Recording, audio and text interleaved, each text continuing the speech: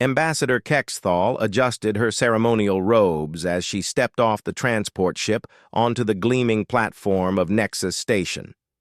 The massive space station hung in neutral territory, serving as the diplomatic heart of the Galactic Council. Today would mark the most important negotiation in recent history, a peace treaty between the warlike Vorthak Empire and the defensive Zelani coalition. Behind her, heavy footsteps echoed on the metal deck. Kexthal turned to see her assigned bodyguard emerging from the ship.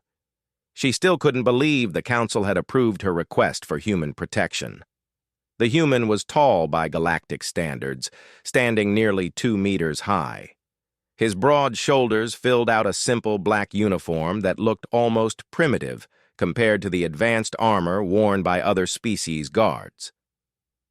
Most striking were his eyes, small, forward-facing, and constantly moving as they scanned their surroundings, the predator's gaze that had made humans legendary across the galaxy.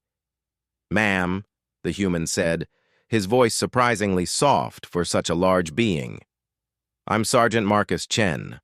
I'll be your protection during these negotiations." Kexthal nodded, trying not to show her nervousness. Humans were still relatively new to galactic politics, having joined the Council only 50 years ago. Most species knew them primarily through stories, tales of impossible endurance, tactical brilliance, and an almost supernatural ability to survive in hostile environments. "Sergeant Chen," she replied formally, "I trust you understand the delicate nature of these talks. The Vorthak and Zelani have been at war for over 2 centuries. Any incident could restart hostilities." Chen's expression didn't change. "Understood, ma'am. My job is to keep you safe while you do yours." As they walked toward the diplomatic quarters, other delegations were arriving. The Vorthak contingent was unmistakable, 8-foot-tall reptilian beings with thick armored hides and razor-sharp claws. Their leader, War Commander Thex Gol, had personally conquered 12 worlds. The Vorthak guards wore powered exoskeletons that made them even more intimidating. The Zelani delegation appeared more peaceful, their blue-skinned, 4-armed bodies draped in flowing robes. But Kexthal knew their appearance was deceiving. The Zelani were master engineers, and their weapons could turn matter into energy at the molecular level. What made both sides nervous was the presence of the third faction, the hegemony. These tall, gray-skinned beings with elongated skulls claimed to represent order in the galaxy. They had arrived uninvited, bringing a full military escort. "Trouble," Chen muttered, his eyes fixed on the hegemony troops. "You recognize them?" Kexthal asked.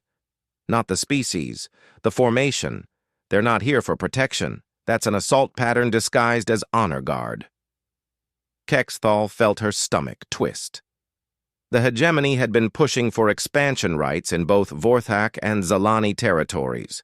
If the peace talks failed and war resumed, the hegemony could claim peacekeeping authority and move into the disputed systems. The first day of negotiations took place in the station's Grand Assembly Hall. Representatives from dozens of species observed from the gallery while the 3 primary delegations sat at separate tables. Kexthal, as the council's mediator, occupied a neutral position between them. War Commander Thex Gol spoke first, his voice like grinding stone. "The Vorthak Empire seeks only what is rightfully ours. The Zelani invaded our ancestral hunting grounds. We demand they withdraw from the Kepler Nebula entirely." The Zelani representative, Scholar Velnara, responded calmly. "The systems in question were uninhabited when we established our research colonies. The Vorthak attempt to claim territory they never occupied." "We claimed it by right of blood," Thex Gol roared, slamming a clawed fist on the table. "Our warriors died fighting the void spawn in that nebula 300 years ago." As the argument continued, Chen remained motionless behind Kexthal's chair. But she noticed his head turn slightly every few minutes, cataloging the positions of everyone in the room. Most other bodyguards stood stiffly at attention, but the human was constantly alert. Hegemony Lord Zexsmith finally spoke, his voice carrying an odd harmonic quality. Perhaps the Council should consider placing the disputed territories under neutral administration until a permanent solution can be found. Both the Vorthak and Zalani delegations immediately objected. No one wanted hegemony forces in their space. The hegemony's concern is noted, Kexthal said diplomatically, but this mediation is specifically between the Vorthak and Zalani peoples. Lord Zexmith's large black eyes fixed on her. Of course, Ambassador. We merely offer our services in the interest of galactic peace. That evening, in the privacy of her quarters, Kexthal reviewed her notes while Chen checked the room's security systems. The human moved efficiently, examining air vents, wall panels, and communication arrays with practiced ease. Find anything? She asked. 3 listening devices and a chemical sensor, Chen replied, showing her small electronic components. Standard diplomatic surveillance, nothing lethal. How did you know where to look? Chen paused in his work.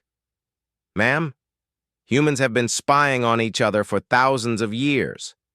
We've learned all the tricks. Over the next few days, Kexthal began to make progress with the negotiations. Both sides were exhausted from the war, and their populations demanded peace.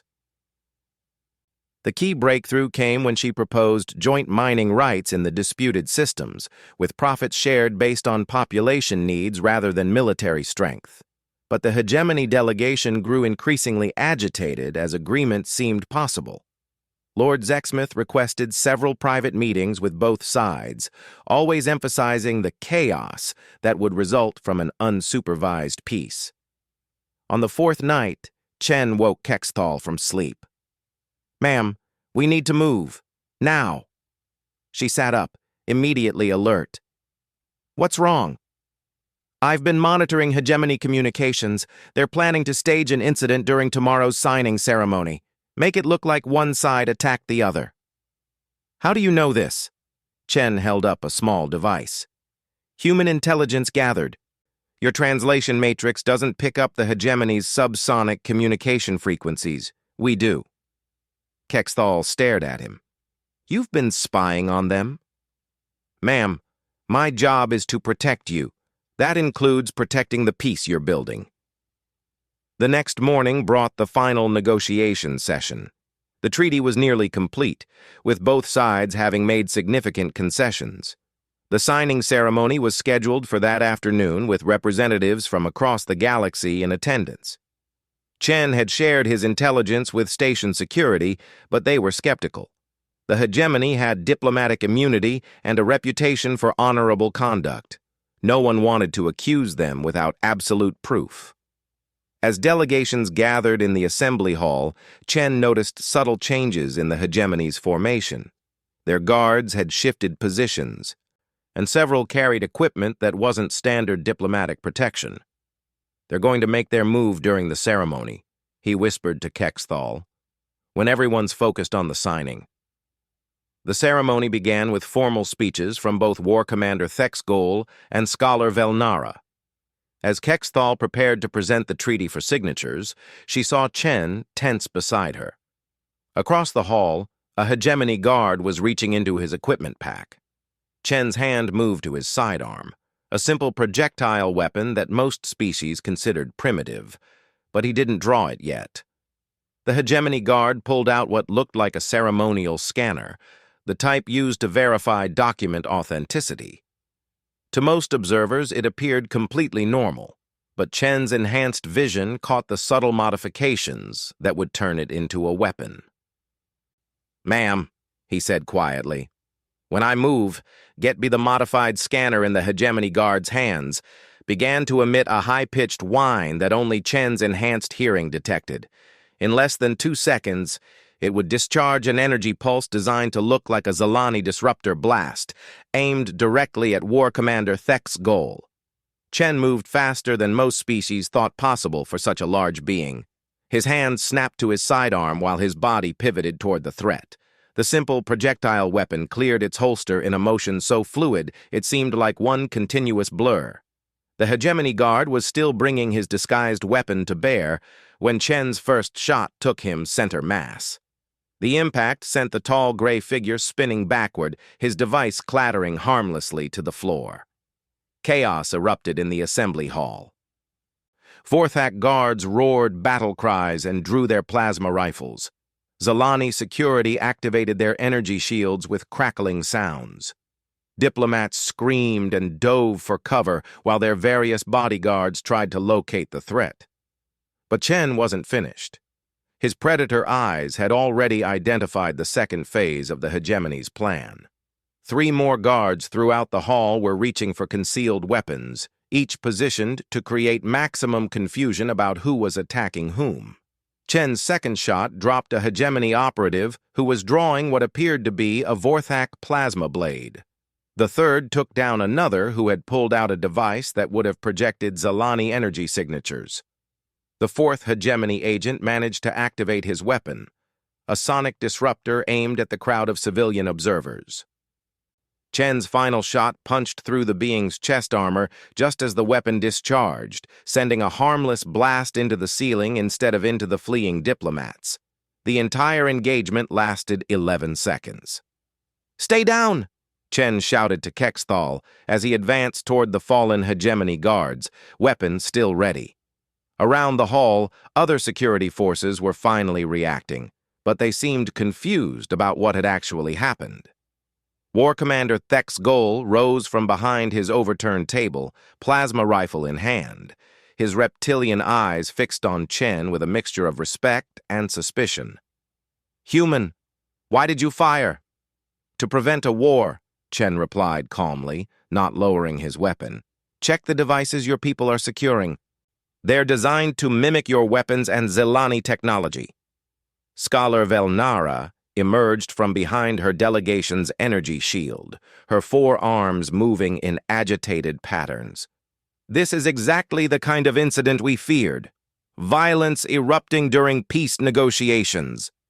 "Ma'am," Chen called to her, "have your engineers scan the hegemony devices. You'll find energy signatures that match both your disruptors and Vorthak plasma technology." Lord Zexsmith finally showed himself, rising from where he had taken cover behind his remaining guards. His large black eyes glittered with what humans would recognize as barely controlled rage. "This is an outrage. You have murdered our diplomatic personnel." Chen turned his steady gaze on the hegemony leader. "Your diplomatic personnel were carrying weapons designed to frame both the Vorthak and Zalani for attacking each other. That's not diplomatic activity." Station security finally arrived, led by Commander Veltar, a 6-armed insectoid species known for their methodical approach to investigation. "Stand down, all weapons. We will sort this out." But War Commander Thek's Goal surprised everyone by speaking first. "The human protected us all. I watched the hegemony guard aim his weapon at me. This Chen human's shot saved my life." Scholar Velnara's head tentacles writhed as she considered. "Our sensors detected the energy buildup from multiple hegemony devices. They were indeed preparing to fire." "Lies!" Lord Zexsmith hissed. "You cannot trust these primitive humans and their crude weapons." Chen holstered his sidearm and stepped forward. "Commander Veltar, I request that you analyze the weapons I neutralized. You'll find they were modified to produce false energy signatures and were aimed at targets that would have immediately restarted the Vorthak-Zalani War." The investigation that followed revealed the full scope of the hegemony's plan. The modified devices were indeed designed to frame both sides for attacking the other during the peace ceremony. Energy signature analysis showed they could produce blasts identical to both Vorthak plasma rifles and Zalani disruptors. More damaging for the hegemony was the discovery of their communications intercepts. Chen's primitive human technology had recorded conversations in subsonic frequencies that revealed months of planning to sabotage the peace talks. "The hegemony sought to keep the Vorthak and Zalani at war," Commander Veltar announced to the reassembled delegation 6 hours later. "During the resulting chaos, they planned to claim peacekeeping authority over the disputed territories. Lord Zexsmith's remaining delegation was arrested under council security protocols. Their diplomatic immunity was revoked based on evidence of planned violence against other diplomatic missions.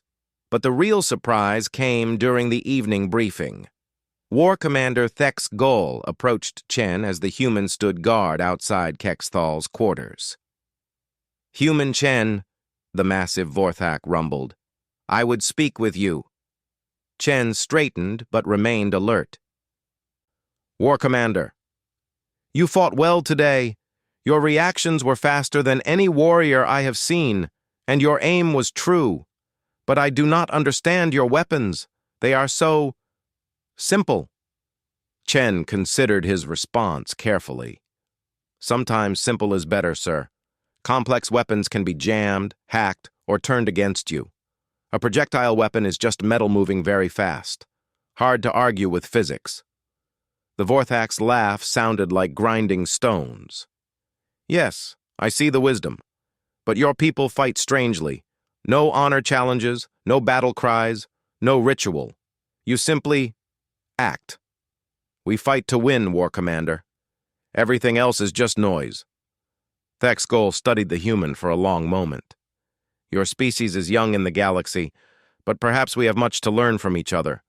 When these talks conclude, I would like to invite human military advisors to train with our warriors." Chen nodded.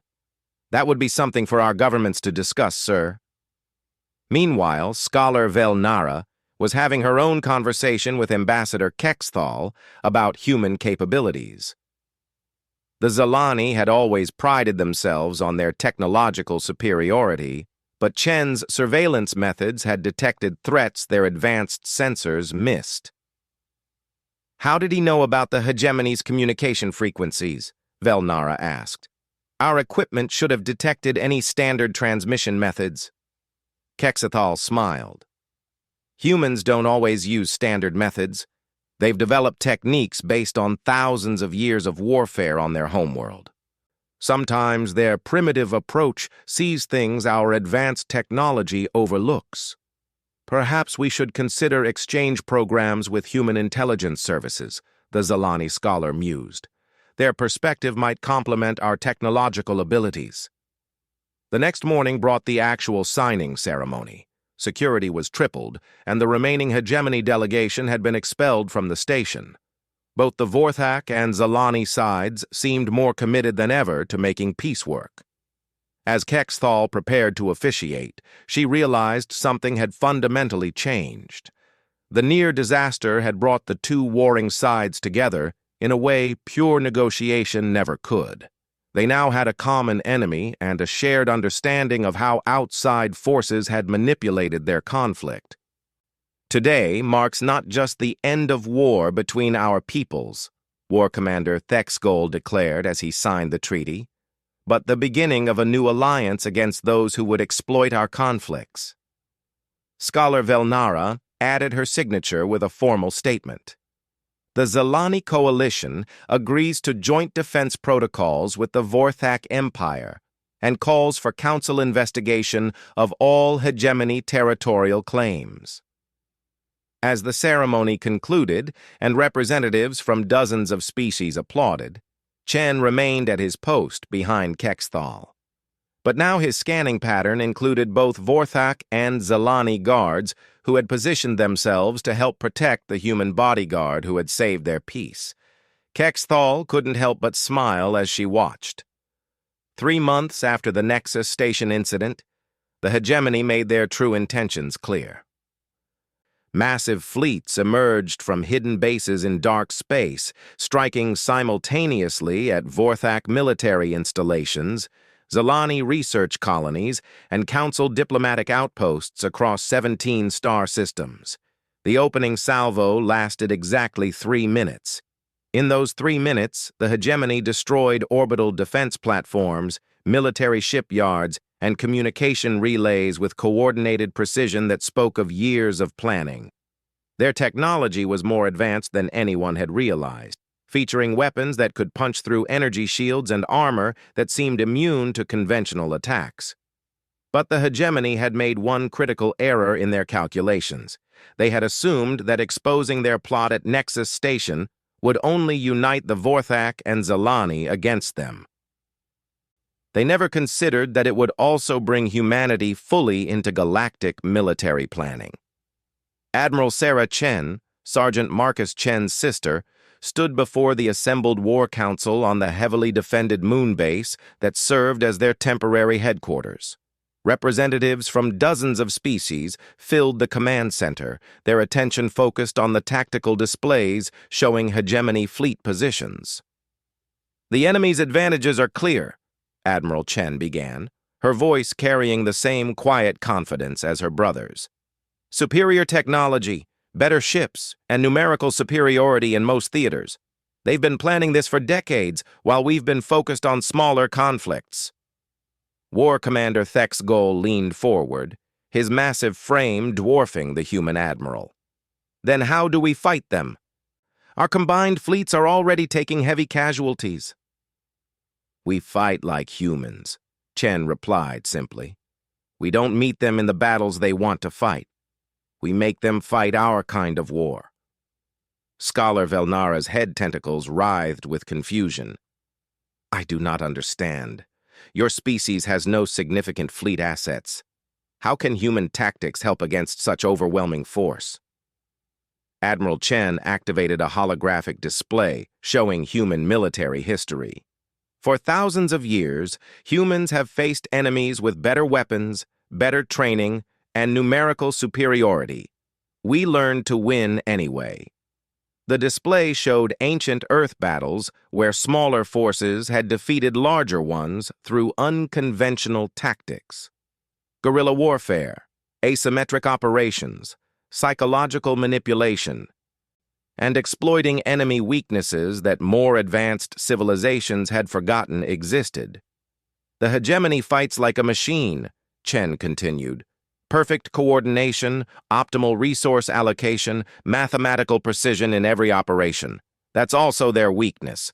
They can't adapt to chaos." Marcus Chen stepped forward from his position behind Ambassador Kexthal. "Ma'am, permission to explain human capabilities to the Council?" His sister nodded. "Go ahead, Sergeant." Marcus activated his personal datapad, displaying surveillance footage from the Nexus Station incident. Most species develop military technology and then train their forces to use it effectively. Humans do the opposite. We identify what we need to accomplish, then figure out how to do it with whatever tools we have. He showed how he had detected the hegemony plot using basic human intelligence methods, while advanced alien sensors missed it entirely. "We don't think in terms of what our technology can do. We think about what the enemy doesn't expect." Over the next several days, human advisors spread throughout the Allied fleet, teaching crews to think differently about warfare. Vorthak warriors learned stealth and misdirection. Zalani engineers discovered ways to modify their precise technology for unpredictable effects. The transformation wasn't just tactical, it was psychological. Captain Mortek of the Vorthak heavy cruiser, Honor's Edge, had initially been skeptical of the small human team assigned to his ship. But as they prepared for their first engagement with a hegemony patrol fleet, he began to understand. "Captain," said Lieutenant Rodriguez, the human tactical advisor, "their ships always maintain perfect formation spacing. They're programmed to avoid collisions at all costs." "Of course," Mortek rumbled. "Efficient use of resources." "Right. So we're going to use that against them. Instead of trying to outgun their shields, we're going to make them crash into each other." The Vorthak captain's eyes widened. "That is dishonorable. We do not use deception in battle." Rodriguez grinned. "Captain, honor doesn't mean much if you're dead, and the hegemony gave up any claim to honorable warfare when they tried to frame you for attacking the Zalani." When the hegemony patrol arrived in the Kepler Nebula, they found what appeared to be a damaged Vorthak cruiser drifting helplessly. The Honor's Edge broadcast distress signals and showed signs of recent battle damage. The hegemony commander, following standard doctrine, moved his 3 ships into an optimal attack formation to finish off the supposedly crippled vessel. Just as Lieutenant Rodriguez had predicted, they maintained precise spacing to maximize their combined firepower while avoiding any risk of collision. That's when the trap was sprung. The damaged Vorthak cruiser suddenly accelerated directly toward the lead hegemony ship while simultaneously launching every missile in its arsenal. Not at the enemy vessels, but at the space between them. The explosions didn't damage the hegemony ships significantly, but they created a debris field that triggered the automated collision avoidance systems on all 3 vessels. In the few seconds it took their crews to override the safety protocols, the ships had scattered into random positions. Captain Mortek's ship tore through the broken formation like a blade, its heavy weapons punching through shields that were designed to withstand frontal assaults, not point-blank broadsides from an unexpected angle. 2 hegemony ships were destroyed before they could return effective fire. The 3rd tried to retreat, but found its path blocked by a Zalani science vessel that had been hiding in the nebula's sensor shadow, another human tactic that no one expected from the typically straightforward Zalani. Similar engagements occurred across the war zone as Allied forces learned to fight unpredictably. Hegemony fleets that had steamrolled through conventional defenses found themselves constantly surprised by enemies who refused to follow established tactical doctrine. But the true test came when the hegemony's main battle fleet moved against the Allied stronghold at Arcturus Station. Over 200 hegemony ships, including massive dreadnoughts with weapons capable of cracking planets, advanced in perfect formation toward the system's primary defensive installation. Admiral Chen watched their approach from the station's command center, surrounded by commanders from a dozen species. The odds were hopeless by any conventional calculation. The Allied fleet numbered less than 80 ships, most of them smaller vessels with limited firepower. "Admiral," War Commander Thexgol said quietly, "perhaps we should consider evacuation. We cannot win a direct engagement." Chen studied the tactical display with the same calm expression her brother had shown at Nexus Station. "You're right, War Commander. We can't win a direct engagement. That's why we're not going to fight one." She activated the station's communication system. "All ships, this is Admiral Chen. Execute Protocol Mayhem in 30 seconds. Across the Allied fleet, crews that had been drilled in unconventional tactics for 3 months began implementing a plan that would have been impossible for any other military force in galactic history. Instead of forming a defensive line or attempting to match the hegemony formation, the Allied ships scattered in seemingly random directions. Some headed toward the system's asteroid belt, others dove toward the gas giant's moon system, and several appeared to be retreating entirely. The hegemony commander, Lord Admiral Zexvoth, watched the chaos with satisfaction. The disorganized response confirmed his assessment of Allied capabilities. He ordered his fleet to advance and destroy the station while the enemy forces were scattered and ineffective. That was his first mistake. As the hegemony dreadnoughts closed to optimal firing range, the Allied ships that had fled into the asteroid belt suddenly began broadcasting navigation beacons. The signals were designed to look like emergency transmissions, but they were actually targeting data for the massive railgun installations that human engineers had secretly built into the largest asteroids. The railguns opened fire just as the hegemony fleet reached the point of no return. Massive projectiles moving at relativistic speeds punched through the formation, and while the hegemony ship's shields stopped the rounds from causing direct damage, the kinetic energy transfers sent several vessels spinning out of control. As the hegemony commanders tried to restore formation integrity, the Allied ships that had hidden in the gas giant's moon system launched their own surprise attack. Zalani vessels that had been modified with human stealth technology materialized inside the hegemony formation and began targeting command ships with pinpoint precision. But the real surprise was yet to come. Arcturus Station itself suddenly accelerated away from its orbital position. The massive installation, which the hegemony had assumed was immobile, revealed hidden propulsion systems that pushed it directly toward the enemy fleet. Lord Admiral Zexvoth realized with growing horror that the station wasn't trying to ram his ships. It was repositioning to bring its main weapons to bear from an angle his formation couldn't effectively defend against. "All ships, emergency maneuvers!" he broadcast, but it was too late. The station's primary weapon array, designed to defend against frontal attacks, had been modified by human engineers to rotate and track moving targets. As it fired, Allied ships that had appeared to be retreating suddenly turned back toward the battle, catching the scattered hegemony forces between multiple lines of fire. The engagement that should have been a massacre turned into a rout.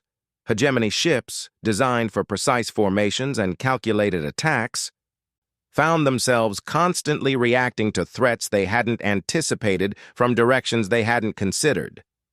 In exactly 3 minutes, the same amount of time it had taken the hegemony to launch their initial offensive, their main battle fleet was either destroyed or in full retreat.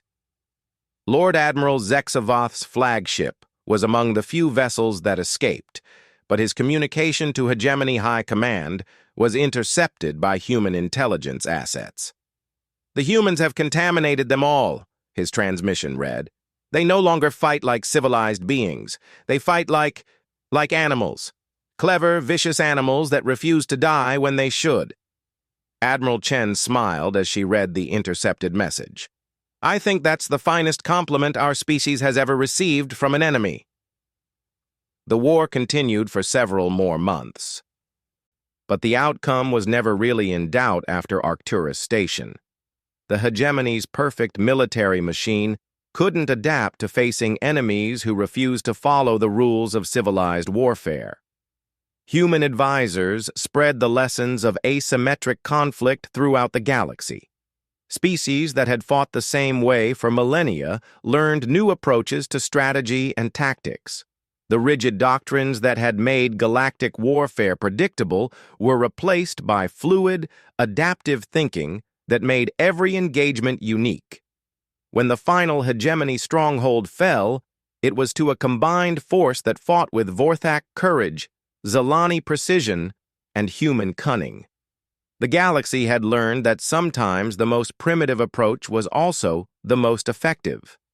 At the victory celebration, Sergeant Marcus Chen stood guard one final time behind Ambassador Kexthal as she addressed the assembled representatives of the new Galactic Defense Alliance. "Today marks not just the end of the hegemony threat," Kexthal announced, "but the beginning of a new era of cooperation. We have learned that our greatest strength lies not in our individual capabilities, but in combining different approaches to common challenges." As the applause died down, War Commander Thexgol approached the podium. "I have one final announcement. The Vorthak Empire formally requests the establishment of joint military academies with human instructors. We have much to learn about fighting wars we intend to win." Scholar Velnara added, "The Zalani Coalition proposes similar programs for intelligence and tactical analysis. Human methods complement our technological approach in ways we never imagined." Chen remained motionless at his post, but inside he felt a quiet satisfaction. 50 years ago, humanity had been alone in the galaxy. Now they were teachers, partners, and protectors in a community of species that spanned thousands of worlds. The Diplomat had brought a human bodyguard to a peace negotiation.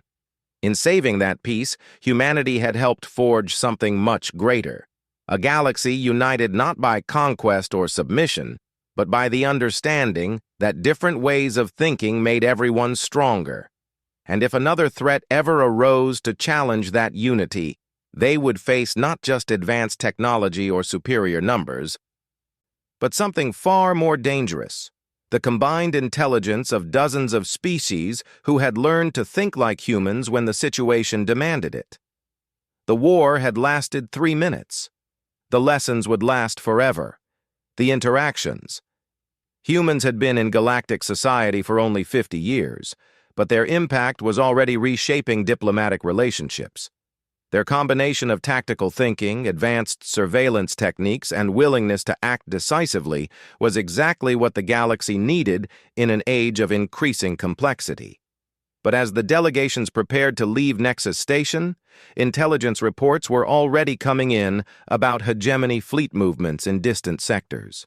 The organization that had tried to sabotage the peace talks was not going to simply accept defeat. Chen read the intelligence summaries with growing concern. The hegemony had military assets positioned near a dozen different conflict zones across the galaxy. The failed operation at Nexus Station was apparently just one part of a much larger plan. "Ma'am," he said to Kexethal as they prepared to board their transport, "I think we're going to be very busy in the coming months." Kexethal looked at the intelligence reports and nodded grimly. The peace treaty was just the beginning. Now they had to prepare for a much larger war. "Hind the podium and stay down." Kexethal nodded slightly, her hearts racing. Around them, hundreds of diplomats and observers waited for the historic moment when 2 centuries of war would finally end. The hegemony guard activated his device. That's when everything changed.